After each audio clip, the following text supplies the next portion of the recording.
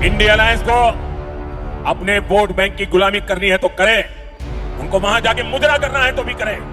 नमस्कार, मैं हूं प्रवीण गौतम। पीएम मोदी की ये भाषा सुनकर रूबिका लियाकत जैसे उन टीवी एंकरों को आज जवाब देना चाहिए। क्या परमात्मा ने ऐसी दैवीय शक्तियां देकर पीएम मोदी को भेजा है जिसमें ऐसी भाषा का इस्तेमाल किया जाता है? पीएम मोदी ने नारी शक्ति के नारे के साथ चुनाव प्रचार अभियान की शुरुआत की और छठा चरण आते आते पीएम मोदी मुजरे वाली भाषा पर पहुंच गए। क्या टीवी एंकर पीएम मोदी की ऐसी भाषा को लेकर उनसे सवाल कर पाएंगे? पीएम मोदी की ऐसी भाषा को लेकर प्रियंका गांधी ने आज की चुनावी रैली में जवाब दिया है। उससे पहले आपको दिखाते हैं कि देश के बड़े पत्रकार और कुछ विपक्षी नेता क्या कहते हैं। पहले आपको दिखाते हैं कि पीएम मोदी की मुजरे वाली भाषा पर कांग्रेस प्रवक्ता पवन खेड़ा ने जेपी नड्डा और अमित शाह को क्या सलाह दी है पीएम मोदी को लेकर। पवन खेड़ा क्या कहते हैं, जरा सुनिए।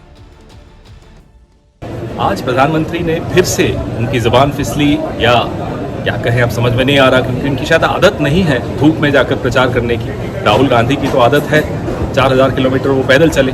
प्रधानमंत्री को शायद अब प्रचार से थकान बढ़ गई है। जिन शब्दों का वो इस्तेमाल करते हैं, मुजरा करेगी कांग्रेस पार्टी, इस तरह के शब्द प्रधानमंत्री के पद पर बैठे हुए व्यक्ति को बिल्कुल शोभा नहीं देते। प्रधानमंत्री को मुझे लगता है अब आराम की ज़रूरत है और मैं अमित शाह जी और नड्डा जी दोनों से आग्रह करूंगा, अगर आपकी थोड़ी सी भी वो सुनते हों तो उनका तुरंत इलाज कराएं। उनको इलाज की आवश्यकता है। नरेंद्र मोदी जी थक चुके हैं, बीमार हैं। धन्यवाद।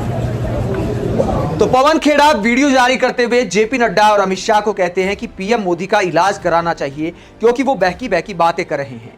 इसके अलावा प्रियंका चतुर्वेदी क्या कहती हैं? सांसद प्रियंका चतुर्वेदी कहती हैं get well soon Modi ji, मतलब जल्दी अच्छे हो जाइए मोदी जी। मतलब प्रियंका चतुर्वेदी भी ये मानती हैं कि पीएम मोदी की शायद सेहत खराब है, इसीलिए ऐसे बयान दे रहे हैं, ऐसी भाषा का इस्तेमाल कर रहे हैं। टीएमसी सांसद साकेत गोखले ने पीएम मोदी के इस बयान को लेकर कहा कि 10 साल के पीआर और इस तरह की इमेज बनाने के बाद पीएम मोदी अपना असल चेहरा नहीं छिपा पाए। कितनी चीप लैंग्वेज का इस्तेमाल किया है। नारी शक्ति के साथ अभियान की शुरुआत करते करते मुजरा जैसे शब्दों के इस्तेमाल पर उतर आए हैं और ये सोचने में डर लगता है कि विदेशों में कैसी भाषा का इस्तेमाल करते होंगे। ये साकेत गोखले सवाल उठाते हैं कि 10 साल में जो इमेज बनाई पीआर के जरिए मोदी जी असल चेहरा नहीं छुपा पाते चुनाव प्रचार में। कई बार पीएम मोदी वाकई ऐसी भाषा का इस्तेमाल करते हैं जिसे सुनकर यकीन नहीं होता कि देश के प्रधानमंत्री बोल रहे हैं। आजकल टीवी इंटरव्यू में पीएम मोदी बोलते हैं कि कई बार मुझे लगता है कि भगवान ने डायरेक्ट मुझे भेजा है, मैंने इंसान के रूप में जन्म नहीं लिया। यानी पीएम मोदी के कहने का मतलब है कि अवतार के रूप में भगवान ने भेजा है। तो ऐसे महापुरुष क्या ऐसे शब्दों का इस्तेमाल करते हैं? पीएम मोदी की ऐसी भाषा को लेकर वरिष्ठ पत्रकार सुजाता क्या कहती हैं? सुजाता कहती हैं कि इन्हें मुजरा करना है तो भी करें। ऐसी भाषा का सार्वजनिक मंच से इस्तेमाल करने वाला प्रधानमंत्री भारत जैसे महान देश को सदियों से नहीं मिला था। बधाई हो माताओं बहनों भाइयों बहनों, असल भाजपाई संस्कारों का प्रदर्शन अब सार्वजनिक मंच से हो रहा है। इसके अलावा वरिष्ठ पत्रकार कृष्णकांत कहते हैं इंडी गठबंधन को मुजरा करना है तो करे। आदमी जब कमजोर पड़ता है तो गाली देता है। रोज मुद्दा बदल रहे हैं, खुलकर हिंदू मुसलमान कर रहे हैं, छटपटाहट में गाली भी निकल जा रही है। सत्ता जाती हुई दिख रही है तो जबान से नियंत्रण उठ रहा है, बस मां बहन करना बाकी बचा है। मैं शर्मिंदा हूं कि आदमी मेरे देश का प्रधानमंत्री है। दुनिया में इतनी गिरी भाषा बोलने वाला दूसरा नेता मेरी जानकारी में नहीं है, ये कृष्णकांत कहते हैं। तो कृष्णकांत पीएम मोदी की भाषा को लेकर सवाल उठाते हैं और पीएम मोदी की चुनावी रैलियों में भाषा को लेकर प्रियंका गांधी ने भी जवाब दिया। प्रियंका गांधी ने पीएम मोदी के बयानों को लेकर क्या कहा, जरा सुनिए। आपने सुना होगा, मैं आ रही थी यहाँ, मैं उनका बिहार का भाषण देख रही थी और ऐसे ऐसे शब्द उन्होंने इस्तेमाल किए विपक्ष के नेताओं के लिए जो इस देश के इतिहास में किसी प्रधानमंत्री ने नहीं इस्तेमाल किए होंगे। देखिए, प्रधानमंत्री पद का पूरा देश आदर करता है, हम भी आदर करते हैं। आपकी आस्था, आपकी आशाएं मोदी जी से एक समय में जुड़ी हुई थी। क्या मोदी जी की जिम्मेदारी नहीं बनती कि वो पद की गरिमा रखे, पद की मर्यादा रखे? आज जिस तरह से वो बोल रहे हैं, अफसोस की बात यह है बहनों और भाइयों कि इनकी असलियत दिखाई देने लगी है। और मैं मोदी जी को कहना चाहती हूं कि मोदी जी, आप देश के प्रधानमंत्री हैं, इतनी भी अपनी असलियत मत दिखाइए। आपने देश को कहा है कि देश आपका परिवार है, परिवार समान है। परिवार का जो मुखिया होता है हमेशा परिवार के सदस्यों के प्रति और परिवार के सदस्यों के उनके प्रति एक आंखों की शर्म होती है, वो नहीं खोनी चाहिए, वो हमेशा रखनी चाहिए। तो प्रधानमंत्री जी बौखलाहट में आ गए हैं, भूल गए हैं कि वो देश के प्रतिनिधि हैं, आपके प्रतिनिधि हैं, कि इस तरह के शब्द उनके मुंह से नहीं निकलने चाहिए। आखिर आगे वाली पीढ़ियां क्या कहेंगी कि ये हमारे प्रधानमंत्री के पद को इतना गिरा चुके हैं, पद की मर्यादा नहीं रखी, पद की गरिमा नहीं रखी। आपके सामने जो नेता आकर स्तरहीन बातें करते हैं, मोदी जी की तरह कभी भैंसों की बात करते हैं, कभी मंगलसूत्र की बात करते हैं, लेकिन बेरोजगारी महंगाई की बात नहीं करते, उनको रास्ता दिखा दीजिए।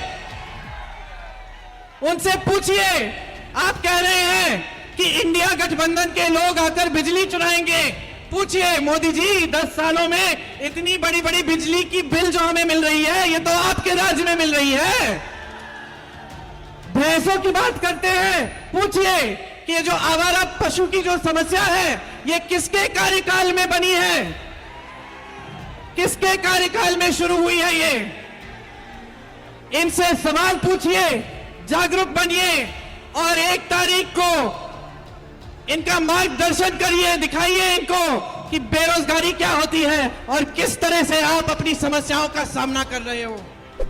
तो प्रियंका गांधी का कहना है कि पीएम मोदी असल मुद्दों से ध्यान भटकाने के लिए इस तरह की राजनीति करते हैं, लेकिन मुद्दे उठाने के लिए भी क्या पीएम मोदी को ऐसी भाषा की दरकार है? जब टीवी वाले कहते हैं, अखबार वाले कहते हैं, प्रशांत किशोर जैसे एक्सपर्ट कहते हैं कि मोदी जी जीतने जा रहे हैं, पीएम मोदी ये भी दावा करते हैं कि विपक्ष का सुपड़ा साफ हो गया है, तो आखिरकार प्रधानमंत्री की ऐसी क्या मजबूरी है जो पीएम मोदी को ऐसे बोल रैलियों में बोलने पड़ते हैं? ऐसी क्या मजबूरी है कि अपने ही वोट बैंक को मूर्ख बनाना पड़ता है कि आपका ये छीन लिया जाएगा, आपका वो छीन लिया जाएगा? जिन लोगों के पास दिमाग है उन्हें हंसी आती होगी कि भारत के प्रधानमंत्री किस तरह की भाषा का इस्तेमाल करते हैं। पीएम मोदी दावा करते हैं कि दूसरे देशों के नेता भी उन्हें फॉलो करते हैं।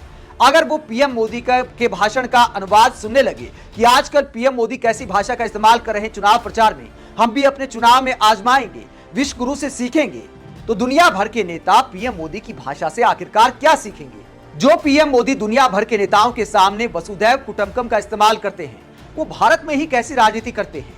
कभी घुसपैठिया शब्द का इस्तेमाल करते हैं, कभी वोट जिहाद करने वाले बताते हैं, कभी ज्यादा बच्चे पैदा करने वाले बताते हैं। पीएम मोदी को क्या ऐसी भाषा का इस्तेमाल करना चाहिए? अपना ना सही, कम से कम पीएम पद की गरिमा का तो ध्यान रखना चाहिए। आप चुनावी रैलियों में पीएम मोदी की ऐसी भाषा को लेकर क्या सोचते हैं जिस पर चुनाव आयोग ने आंख मूंद ली है?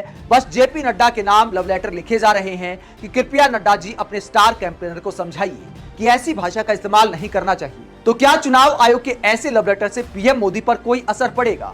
पीएम मोदी ने शायद मान लिया है कि चुनाव आयोग मेरा कुछ नहीं बिगाड़ सकता, मैं कैसी भी भाषा का इस्तेमाल कर सकता हूं, चुनाव आयोग तो मेरा नाम तक नहीं लेता, बस स्टार कैंपेनर कहकर जेपी नड्डा को एक आध सलाह दे देता है, उससे आगे कुछ होने जाने वाला है नहीं। 6 चरण का मतदान तकरीबन निपट चुका है, बस थोड़ी सी पूंछ बाकी है, वो भी निकल जाएगी और मेरा कुछ कोई नहीं बिगाड़ पाएगा।